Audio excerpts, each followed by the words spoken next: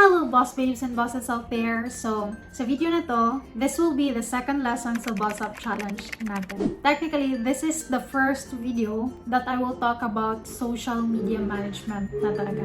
So, since this is the introduction, I will talk first what is social media management. If you are confused what is social media management, what is social media marketing, what is social media community manager, what is social content manager, what is social media campaign manager. So, di ba, ang dami-daming tawag na when it comes to handling social media management. Pero sa totoo lang guys, yun siya lahat, mga naka-niche lang talaga sila or specific na task lang talaga ng social media marketing. So, ang social media marketing is really a big umbrella where lahat na ng mga tasks nandun. When I say social media management, it is the process of creating, publishing, managing, analyzing, and promoting the content across the social media platforms. When I say naman social media content manager, siya yung focus lang sa lahat ng mga mapapublish na mga content sa social media. And when I say social media community manager, siya naman yung focus na ma-make sure niya that the community is doing well, engaging, and if there's any questions, naatan yung mga questions, queries, especially yung mga nag-hire ng mga community manager, meron silang Facebook group na mini-maintain. They hire people to make sure that the community is well taken care of. Especially if paid yung community na yon or paid yung group na yon. And ang community managers then sometimes dealing with the inboxes, mga tickets, yung mga personal messages na yung mga ganun. So therefore, yung social media engager na sinishare ko sa inyo, mapa-fall din siya under community manager. So yeah, meron din tayong tinatawag na campaign manager. So ang campaign manager naman, ito yung parang focus siya sa isang event na mangyayari. For example, this is an example. We will create a campaign kasi meron tayong ila-launch na, let's say, book. So, before pa na ma-launch ang book, meron ng content na nagtitease kung ano yung book all about. So, meron ng mga pre-content na gagawin before the launching. The campaign manager will make sure that the content will be engaging as much as possible. And it's all about preparing the audience na meron ila-launch na book. And ito yung topic na mag-discuss sa book, yung mga ganon. Basically, slowly selling the book sa pre-launching. Sometimes, nagla-launch na ng pre-order sa book, no? And then, during the launch talaga, meron ding pabonggang post sa social media about it. Sometimes, gumagawa pa ng mga pa-sale or pa-promo, something like that. Meron ding mga content na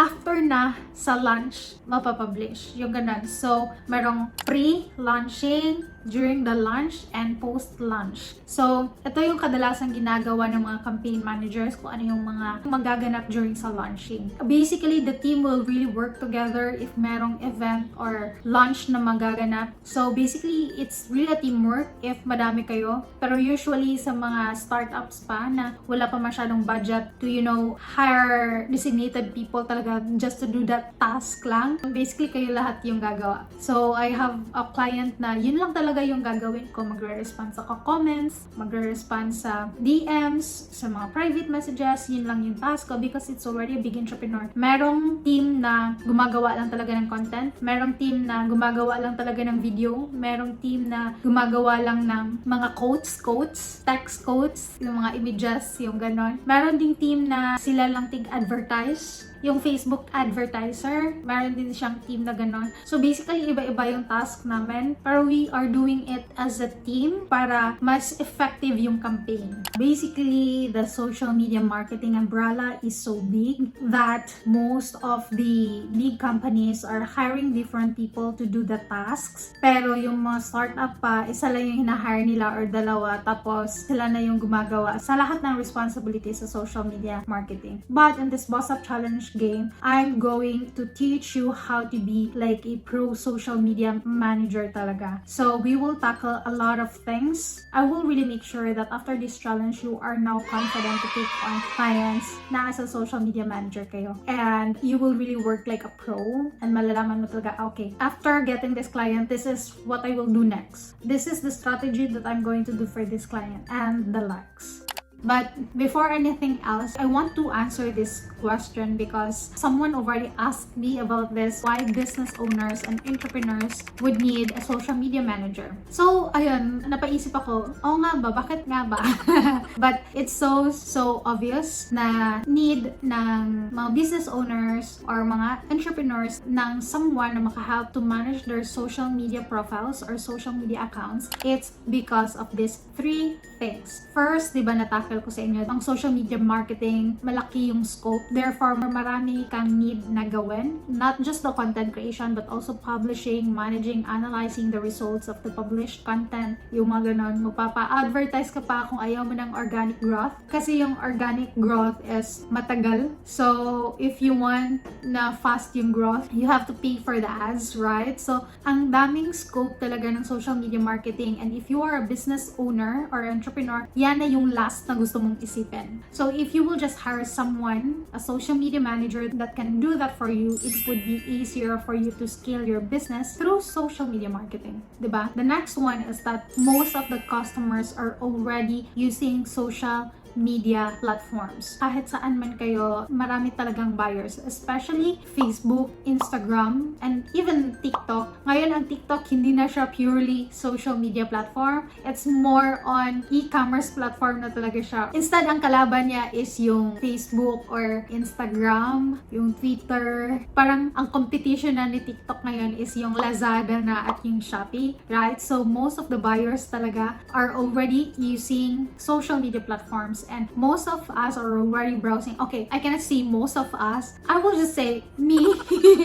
Me, no? Siguro sa isang araw, mga around 4 to 5 hours ako nagbabrowse ng social media. But sometimes it's not just really for personal, lang. It's more on work din. Kasi meron din akong trabaho na social media. And I need to check social media accounts. Most of the customers are already on social media platforms. So, it would be easier for them to discover you if nasa social media din yung business mo. Okay? And the third thing, this is the last but not the least. Obviously, maraming reasons why a business owner would need a social media manager. Pero yung last na masasabi ko talaga, it's easier for the business owners or for the brands or for the entrepreneurs to connect and build relationship with the customers through social media. Remember niyo yung na-share ko na buyer's journey sa video na to? That a buyer, meron siyang journey na pagdadaanan, like they have to know you first and then they have to like you first before they can trust you and before they can buy products or services from you. It's easier to build that relationship sa social media.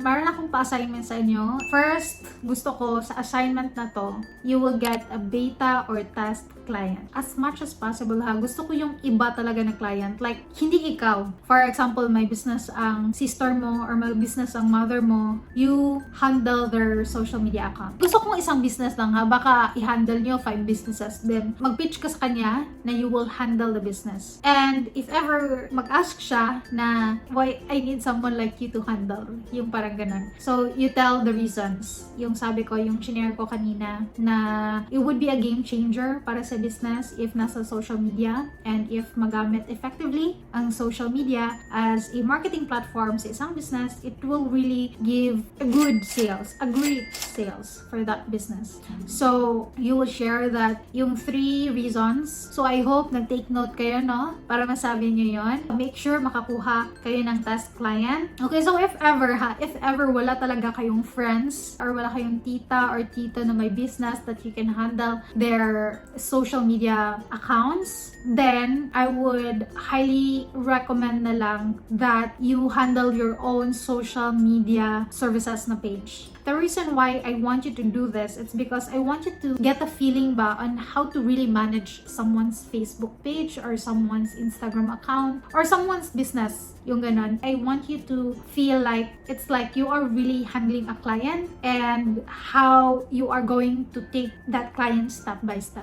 So, meron tayong mga gagawin pa ng mga customer avatar, competitive research and all. Pero sa next challenge na yan. For now, ang challenge sa video na to is to make sure sure na magkaroon kayo ng beta or test client. Yun yung ima-manage nyo. It's okay kahit wala pang social media. Kasi part din sa gagawin natin na challenge is gumawa ng social media. Pero kung meron ng social media, we will just optimize it and all. I want to see that sa loob ng Facebook group. The name of the business that you are going to handle, the broad target market, kung sino yung target market mo, and then if there's a specific location, like kung ang location nyo lang na target is Philippines lang or worldwide ba, or yung mga nasa town nyo lang, I'm not sure kung ano yung makuha na task clients nyo. Basta comment the 3, name of the business, target market, and the location. Comment it sa loob ng Facebook group. Huwag dito sa YouTube video natin, dito sa baba sa YouTube video natin, comment done if naka-comment na kayo sa kung ano yung business na i-handle nyo.